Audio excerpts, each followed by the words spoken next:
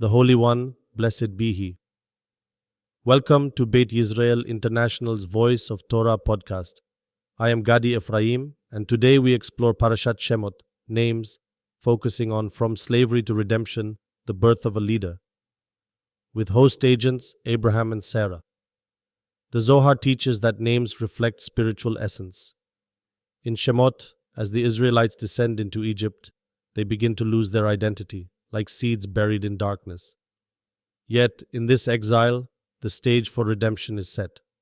Moses' name, Moshe, means drawn from water, but reversed it spells Hashem. This reveals Moses' mission to sanctify God's name and lead Israel to redemption, symbolizing renewed identity and divine revelation. Moses, the great leader of Israel, was known by 10 names, each reflecting a unique facet of his divine mission and spiritual essence. The sages teach that these names represent the multifaceted nature of Moses' soul and his profound connection to God, the Torah, and the people of Israel. Thank you for joining me on this journey through Parashat Shemot. May we all draw strength and light from its teachings. Shalom and blessings from Beit Yisrael International.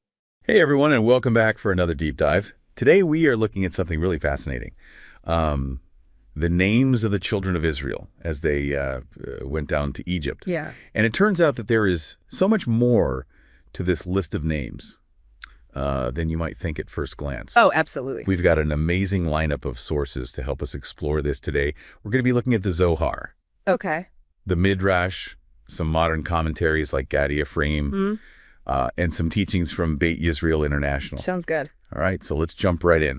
We're talking about the very first verse of the book of Shemot. Okay. These are the names of the children of Israel who came into Egypt. It's such a simple statement, but why would the Torah start with this? Right. Well, the Zohar, this is a key text in Jewish mysticism. Yeah. It gives us a really powerful perspective. It says that these names aren't just labels. They're like vessels of spiritual essence. They're connected to like a divine flow of wisdom, almost as if each name is like a blueprint for a soul's journey. Well, okay, hold on. A blueprint for a soul. What does that even mean? Well, think about Leah, for example. Yeah. Her name means weary. And if you look at her story, her life was full of struggle, Right. but she also had this immense strength, Yeah. Both physically and emotionally. Yeah. It's almost like her name foreshadowed the challenges that she would face and also the resilience she would embody. Wow, that's really interesting. So we're not just talking about abstract ideas here. We're talking about how a name can actually reflect a person's life. Oh, yeah. And even like their unique purpose. Exactly. And this idea of a name as a vessel, it's actually tied to a deeper concept, wisdom, but it's really about this higher understanding of the universe and our place within it. It's about seeing how everything is connected. Okay, so are you saying that the names of the Israelites were somehow connected to this deeper wisdom? Absolutely. The Zohar teaches that these names were like channels, allowing that divine wisdom to flow into the lives of the Israelites. It's like each name had a unique frequency, a vibration that connected them to a specific aspect of... That's really interesting. But it also makes me wonder, what about like the practical side of things? Yeah. The Israelites were going into exile in Egypt, a place where they were surrounded by, a different culture, a different language. How did these names help them in that situation? That's where the commentary of Gaddi Efrayim comes in. Okay. He connects this idea of names as vessels to Joseph's story. Yeah. Remember, Joseph resisted assimilation in Egypt, right? Yeah. He held on to his identity as a Hebrew. Yeah. Gaddi Efrayim suggests that by keeping their Hebrew names, the Israelites were doing the same thing, holding on to their heritage, their connection to God, even in the midst of a foreign land. So it's like their names were an anchor, a reminder of who they were, where they came from, even when everything around them was trying to make them forget. Exactly. And the teachings from Beit Yisrael International really emphasize this point. They talk about how crucial it was for the Israelites to preserve their language, their names, their unity. It was all part of staying connected to their covenant with God. And that connection, that sense of identity, was ultimately what paved the way for their redemption, right? Precisely. And there's this incredibly moving passage from Rashi. He says that God cherishes these names, that they're a sign of the unbroken bond between God and his people. That really resonates with me. It makes me think about how, Even when we're far from home or far from our roots, there's something about our name that ties us to who we are, right? To our family, to our history. Absolutely. It's a powerful idea, isn't it? It reminds us that even in the midst of exile, even in the face of tremendous challenges, that connection remains. And speaking of challenges, I noticed that the verse in Shemot links Joseph's death to the listing of the names. Is that significant? It is. The way it's phrased in Hebrew actually suggests a deep continuity. The word vav, it connects those two phrases. Yeah. It isn't just an and, it carries the sense of remembrance, of Joseph's legacy being woven into the very fabric of the children of Israel as they enter Egypt. So even though Joseph himself wasn't physically present, his impact, his righteousness, was still shaping the destiny of his people. Exactly. Remember the Midrash? It emphasizes that the Israelites' suffering in Egypt was all part of a greater plan for redemption, echoing Joseph's own journey from slavery to leadership. Yeah. It's like the story is telling us that even in the darkest times, that connection to the divine is still there, guiding things toward a higher purpose. I'm starting to see how these names aren't just individual stories. They're all part of this bigger tapestry, this incredible narrative that's unfolding over generations. And the Zohar actually takes that idea even further. It compares the names of the children of Israel to the stars in the sky. Whoa, hold on. Stars, how does that even work? It's a beautiful metaphor. Just like each star has its own unique brilliance, its own place in the cosmos, so too did each of the children of Israel carry a spark of divinity, a unique potential to contribute to the world. So even though they were entering a place of darkness and oppression, they were still carrying this incredible light within them. Precisely. And it's important to remember that this light wasn't some passive thing. It required action. It required choices. Think about the story of the midwives Shifra and Puah. They defied Pharaoh's orders and saved the Hebrew baby boys.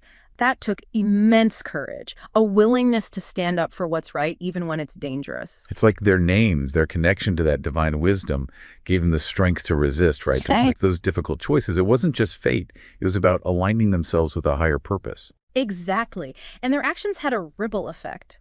Those babies they saved grew up to become the generation that left Egypt, the generation that received the Torah at Mount Sinai. It's a powerful example of how individual choices, even in the face of oppression, can shape the course of history. This is all so mind-blowing. I'm starting to see these names in a whole new light. Like they're not just historical figures, but living examples of how to access that inner wisdom, that strength to face challenges and make a difference in the world. And that's the beauty of these stories. They're not just about the past. They're about timeless truths, universal principles that we can apply to our own lives. So if these names hold such profound meaning, such powerful potential, is there a way for us to connect with that in our own lives? Even if we don't have Hebrew names, can we still tap into that deeper wisdom? That's a wonderful question, and one that's been explored by many spiritual traditions. The Kabbalah, for example, teaches that each Hebrew letter is a vessel for divine energy, and that by meditating on the letters of our names, we can access hidden dimensions of our souls. So it's not just about the literal meaning of the name, but the energy, the vibration associated with it. Exactly. But even if we don't have Hebrew names, we can still explore the deeper layers of meaning within our own names. Think about the history of your name, where it comes from, any famous people who share it. What qualities or attributes does your name evoke? Do those resonate with your personality or your aspirations? That's such a great point. It's about going beyond the surface level, right? Really digging into the story behind our names and seeing what we can learn from them. Exactly. And it's a journey that can be incredibly enriching, leading to profound self-discovery and spiritual growth. This has been such an eye-opening deep dive. We started with a simple list of names, and we've uncovered so much wisdom, so much inspiration. It's amazing to see how these ancient stories can still speak to us today, offering guidance and insights for our own journeys. It's a testament to the enduring power of these traditions and the universality of the themes they explore, identity, purpose, the struggle for freedom, the search for meaning. These are things that resonate with people across cultures and across time. Absolutely. So as we wrap up, I want to encourage our listeners to take some time to reflect on their own names, explore their history, their meaning, the qualities they embody. You might be surprised by what you discover. And who knows? You might even find that your name holds the key to unlocking your own unique potential and fulfilling your destiny. You know him, you think you know him, Moshe. But we're going to learn about Moshe in a whole new way with his 10 names, not just the one. That's right. Yeah, we're diving into some fascinating insights from Gaddi Efraim's notes as presented by Beit Yisrael International. And you might be surprised to discover that Moshe actually had 10 other names besides the one given by Pharaoh's daughter. 10 names. That's a lot to unpack. It is. But each one really offers a unique perspective on his character and his mission. Okay, so where do we even begin with 10 names? Well, let's start with the name we all know, Moshe. Given to him when Pharaoh's daughter drew him from the Nile. Right. And the name itself, meaning drawn out of water, it kind of foreshadows his destiny, right? Drawing the Jewish people out of slavery in Egypt. So it was like there's already deeper meaning baked into the name we thought we knew. Exactly. It's not just a random label. There's depth to it. And, if you take it a step further, the name Moshe reversed actually spells the name in Hebrew. So it suggests that his very being was connected to revealing God's name and forging a new identity for the Jewish people. Wow. That's incredible. Like a hidden code right in his name that hints at his destiny. Yeah. But okay, so we've got Moshe. What about these other names? How do they add to what we know? So each name builds upon this foundation and reveals a new dimension of his journey. For example, Yerd. It means descent. Descent, okay. And it really hints at Moshe's role as the bringer of Torah from heaven to earth, bridging the spiritual and the material. So it's not just about like physical freedom, but also bringing down divine knowledge to the human level. That's right.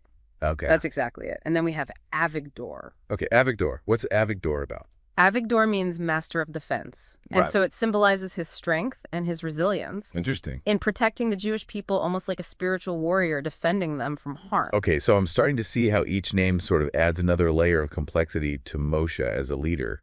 Absolutely. And then there's Shever, meaning companion, or you could even say connector. Okay. And it really highlights his ability to unify the Jewish people and guide them toward a deeper connection with God. It wasn't just about issuing commands from afar. He was a companion walking alongside them. That's a very powerful image. Yeah. And it makes me think about connection and empathy and leadership too. Yeah. What else is there? Well, the next one is Avisocho, meaning father of seers. Okay. This one points to his role as a prophetic leader, someone with unparalleled clarity of vision and divine wisdom. So not only is he bringing them out physically, but he's also leading them spiritually, giving them a path forward. Exactly. And this is where things get really interesting because it wasn't all strength and vision. Right. He also had to inspire hope. Oh, sure. Especially those moments of, doubt and despair. Exactly. Yeah, I can imagine. And that's where the name Yekutil comes in. Yekutil. And what does that mean? It means hope in God. Hope in God. And it speaks volumes about the faith and trust that were placed in him, not just by the people, but even by his own mother when she named him. So even from birth, he was sort of carrying this mantle of hope for a nation facing impossible odds. Yes, absolutely. It's amazing what comes after Yekutil. Well, leading a people to freedom isn't just about holding on to hope, Sometimes you got to make some tough choices. Right. Sometimes you have to reject things that are holding you back. Absolutely. And that's what the name Avizanot reflects. Avizanot, right. Master of rejection. Ah. What did he need to reject? Well, think about it. The Israelites were coming out of a culture steeped in idolatry. Right. Lots of spiritual baggage, Yeah. And Moshe had to guide them away from those influences toward a purer form of worship. So Avizanot reminds us that sometimes leadership means saying no, even to things that look appealing, but are ultimately going to lead us astray. Exactly. Yeah, that's a tough one. But it can't be all about rejection, right? Yeah. What about Moshe's positive side? Right. It's not all about rejection. There's a name that highlights Moshe's goodness, his spiritual radiance, Yeah, Tovaya, right. Exactly, Tovai. What a beautiful name. What's the meaning? It means goodness. And it really suggests that he wasn't just a powerful leader, but like a beacon of light, a source of inspiration, moral guidance. So you see this balance, right, between strength and compassion, setting boundaries, but radiating goodness. Exactly. And all these qualities, they were essential for his role as an intercessor, someone who could speak to God on behalf of the people.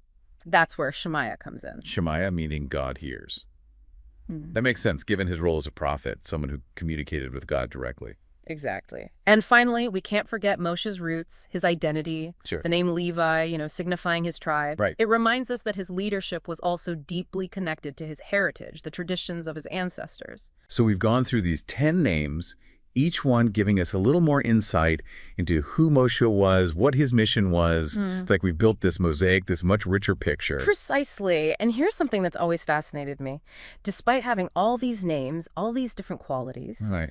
Moshe is consistently called Moshe in the Torah. That is interesting. Why do you think that is?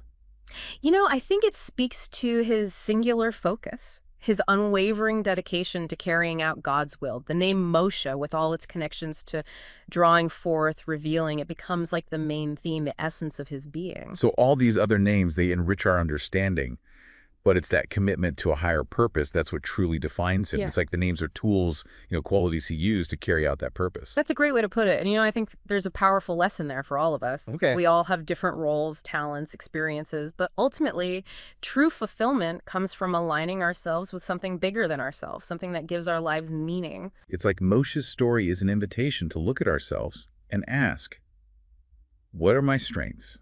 How can I use those to contribute to something larger? Exactly. By understanding these qualities in Moshe's names, we can gain so much insight into leadership, both how we lead ourselves and how we lead others. It's not just about leading others, it's about leading ourselves. Yeah. Cultivating the qualities within that help us live more purposeful, more fulfilling lives. Precisely.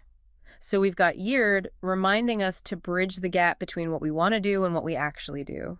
Bringing ideas down to earth, making them real. Yep. And then there's Avigdor encouraging us to cultivate resilience, protect ourselves from negativity. Right. The Shever inspiring us to connect, build community. Right. And Avisocho urging us to develop our wisdom. Yes. To see clearly, make good choices. Yekutiel reminds us to hold on to hope even when things are tough. Right. To trust that there's a way forward. And Avizanok reminds us to make those tough choices, let go of what's holding us back. Yes, to align ourselves with our values. And then Tovaya. Tovaya reminds us about goodness, Exactly. integrity, the foundation of everything. Absolutely. Shemaiah inspires us to connect spiritually. Right. Listen to that inner voice. And Levi, honoring our heritage, drawing strength from our roots. Yes. And finally, Moshe. The name that encompasses it all. Right. Reminding us to stay focused on our true purpose, dedicate ourselves to something beyond our ego. It's amazing how these ancient stories, these names, they can give us a roadmap for personal growth, collective transformation. Right. It's like they're reminding us that true leadership isn't about control, Right. but about service, compassion, connection to something larger. As we wrap up this part of our deep dive, I want to hear from you. Which of Moshe's qualities resonates with you? What name speaks to you right now? Okay, so we're back, and we've been exploring these 10 names of Moshe. Uncovered some really profound insights about his character, his leadership. But how do we actually apply all this to our own lives? Yeah, that's the big question, right? We've been talking about leadership and resilience and hope and connection. Right. But how do we weave all that into our everyday experience? Exactly. It's easy to get inspired by Moshe's story. Right. But how do we take that inspiration and actually do something with it?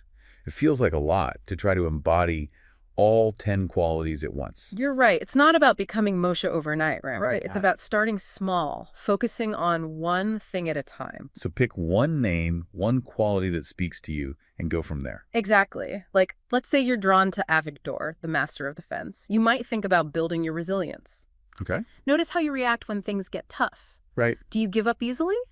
Or do you find ways to bounce back, to learn from those setbacks? Makes sense. And if you want to be more like Shever, the connector, you might focus on building stronger relationships. Exactly. It could be as simple as calling a friend you haven't talked to in a while or helping out a colleague at work. Yeah. Just being more present in your conversations with loved ones. I love how these ancient ideas can be so practical for us today. It's not just about knowing it in your head. It's Right. about actually living it, showing up in the world differently. That's it. Exactly. It's about integrating these insights into your routines, your habits, how you just are. So it's an internal shift as Yeah. much as it is about what we achieve on the outside. Absolutely. It's about becoming more compassionate, more resilient, more connected. Yeah. Yeah. And when we do that, it ripples out, doesn't it? It affects the people around us. Absolutely. Beautifully said. And remember, all of us have the potential to embody these qualities. We might not be parting any seas, but each of us can find ways to use our strengths to make a difference. It's like we all have those 10 names within us, just waiting to be discovered, expressed. That's a powerful thought. Burning bush story from Exodus. Well, the sages, they noticed something interesting. The word bush appears 5 times in the Torah's account of the burning bush. 5 times, okay. And that number, 5, it's huge EE in Jewish mysticism. 5 books of the Torah, 5 senses, even 5 levels of the soul. 5 levels of the soul. I'm not sure I've heard that one before. It's really fascinating. Each level has its own function, its own connection to the divine. Okay. And these levels are often linked to major figures: Abraham, Isaac, Jacob, Moses, Aaron. Wait, are you saying these figures, like Abraham, they represent different parts of the soul? In a way, yes. The burning bush, with its 5 leaves, it's like a symbol of these 5 core souls all working together. Each figure embodying a quality needed for redemption. Exactly. It's not just a random list of patriarchs. There's a deeper design here. A blueprint of the soul, you could say. You got it. Okay, I'm hooked. So let's break down these individual soul qualities. Where do we begin? Let's start with Abraham. He represents cheesed. It's often translated as loving kindness. Yeah. But here, it's specifically about love for God, that overflowing wellspring of divine love, generosity. So Abraham's all about that deep, unconditional love. Yes. That sustains all creation, you could say. That makes sense. Sets the foundation. What about Isaac? Isaac, he embodies gevura, which is awe and reverence, that feeling of trembling before God's majesty and power. Whoa. So recognizing our smallness in the grand scheme of things. Yes. And, that recognition, it can push you towards spiritual growth. Transformation, even. Powerful stuff. Okay, so we've got love, we've got awe. Who's next in our soul lineup? Well, next up is Jacob. He represents Tiferet. And Tiferet is Compassion and beauty. Jacob, he was known for harmonizing opposites, finding beauty in the world. like bridging the gap between spiritual and physical. Yeah. Seeing the good, the worth in all beings. A reflection of the divine spark within. Compassion and beauty, those are qualities I think we could all use a little more of. Don't you think? Yeah, definitely. So we've got love, awe, compassion. What comes next? Now we come to Moses. Okay, Moses, the big leader himself. Right. He embodies Netzach, victory, eternity. But it's not just about winning battles. It's about that enduring spirit. Overcoming challenges, pushing through, right? Exactly. That unwavering faith, knowing there's a bigger purpose, even when things are tough. Okay, so we're building this pretty incredible picture of the soul here. Love, awe, compassion, endurance, and last but not least. We have Aaron. Right. He represents Hod, sincerity, simple faith, pure dedication to God's presence in everything. Even the mundane stuff. Even the mundane, approaching life with humility and gratitude. Recognizing those little sparks of the divine everywhere. Beautifully put. So we've got these 5 figures, 5 soul qualities, all woven into the story of the burning bush. It's like a recipe for redemption, almost. A blueprint for aligning ourselves with the divine. Exactly. And the fact that it's on fire but not consumed Yeah, what's that all about? speaks volumes about the resilience, the enduring nature of these qualities. And of the Jewish people themselves. Absolutely. So it's like all these pieces, these figures and ideas, they all click together through the burning bush. Right. It's what's so amazing about Jewish mysticism, finding those connections, seeing unity where you wouldn't expect it. Okay. And speaking of connections, we can't forget about Moses himself. Right. He's the one who actually sees this burning bush. Exactly. And we talk about Moses embodying Netzach, that enduring spirit overcoming challenges. But how does that specifically tie back into the burning bush itself? Well, the sages, they say it wasn't just a random vision for Moses, It was a message, a guidebook almost for leading the Exodus. Like imagine being Moses. You have to lead all these people out of slavery. Right. And then, bam, you see this bush on fire, but not burning up. That's got to make you stop and think. So it's like a leadership training manual, the burning bush. Exactly. The bush with its 5 leaves, the 5 souls, it's showing Moses what he needs to succeed. He needs all those qualities. The love for God, awe, compassion, endurance, that simple faith. It's all there. It's like the bush is saying, hey, Moses, if you want to lead these people to freedom, you got to have all these parts of yourself working together. Got to lead with your whole soul, not just your ego. That's a message that goes way beyond the Exodus story, don't you think? Absolutely. It applies to all kinds of leadership, even today.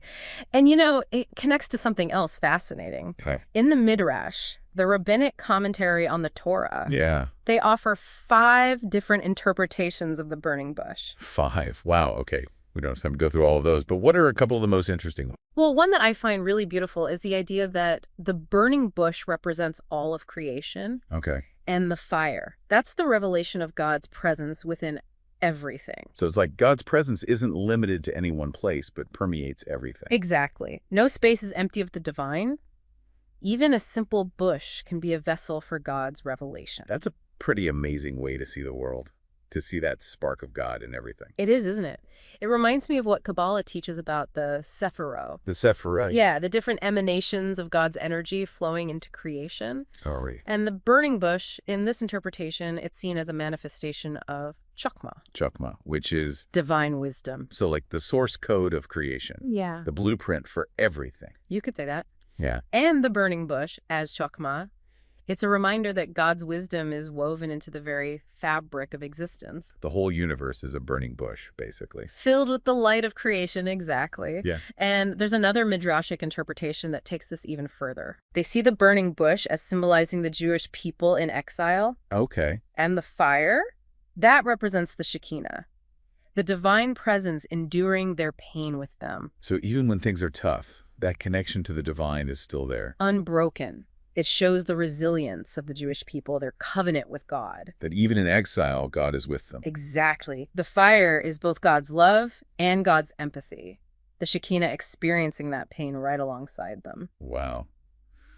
That's really powerful. It is, isn't it? It connects back to that idea of Netzach, too. That enduring spirit. Yes, even in the darkest times, that inner fire, that connection to something bigger can sustain you, guide you. It's a symbol of hope, even surrounded by flames. And you know what else is interesting? What's that? The fact that it has both thorns and the flowers, the burning bush. Oh, yes. That detail is so important. What's the symbolism there? Well, the Midrash says the thorns, they represent the wicked. Okay. The ones who might fuel the fire of exile and suffering. And the flowers, they're the tzaddikim, the righteous. Spreading goodness and beauty. Yeah. So it's showing that mix within the Jewish people. The good and the bad, the light and the darkness. But even with that tension, the collective soul endures. Like the bush itself, it's never consumed. It's a powerful image of unity, of resilience, even with those internal and external challenges. Exactly. It's like saying that despite our differences, despite hardship, we're bound together by a shared destiny, a divine spark that can never be extinguished. You know, it's really amazing how much discussion and interpretation this one story sparks. Yeah. Like it's such a short little section in the Torah. Right. But it gets people talking, thinking. It's like each generation adds its own layer of understanding to it, right? That's the beauty of tradition. It's not static. It's alive. It grows, changes over time. And the burning bush story, it's the perfect example. Yeah. And what strikes me is how these interpretations we've talked about, they're not like either. Right. They all seem to work together, you know? Yeah. Like the burning bush representing both creation as a whole and the Jewish people in exile. Those two ideas feel so connected. Absolutely. It's like they're threads in a tapestry. Each one adds to the picture, makes it richer. The burning bush becomes a symbol of how everything's connected. The divine in us, the collective soul of the Jewish people, the whole universe. It's all woven together. And it brings us back to that number 5, doesn't it? Oh yeah, 5 times bush, 5 leaves, 5 souls, 5 levels, even 5 interpretations. Like it's a key to unlock the deeper meaning. 5's a pretty big deal in Kabbalah too, right? Oh yeah, in Kabbalah, 5's connected to Tiferet. Tiferet, right, which we talked about with Jacob. Exactly. Tiferet is all about balance, harmony, bringing opposites together. And you see that in the burning bush, don't you? That balance between physical and spiritual, individual and collective. Even the different aspects of God. Right, the immanent and the transcendent. So the burning bush, it's like this master class in Jewish mysticism. Packed with symbolism and layers of meaning. But at the heart of it all, it's about finding that spark of the divine within yourself and recognizing it out in the world. And that's a message that speaks to everyone, I think. Oh, absolutely. Jew or non-Jew, we all face challenges, search for meaning, and we all have that potential to tap into something bigger than ourselves. It's like that saying, let your light shine. The burning bush reminds us that we all have that inner light, and we have to nurture it, let it shine out. And maybe by sharing our own light, we can help spark something in others too. Create a ripple effect. More hope, compassion, understanding in the world. Wouldn't that be something? Well, I gotta say, I'm feeling pretty inspired after this deep dive. Next time I see a bush, I'm gonna be seeing it in a whole new light. Thanks so much for illuminating this topic for us. My pleasure. And remember, this is just one way of looking at the burning bush. There are so many other interpretations out there. Right? So keep exploring, keep asking questions, find what resonates with you. There's always more to learn, more to discover. Who knows, maybe you'll even have your own burning bush moment. That flash of insight that changes everything. It's exactly. Well, thanks for joining us for this deep dive. Until next time, keep those minds curious and those hearts open.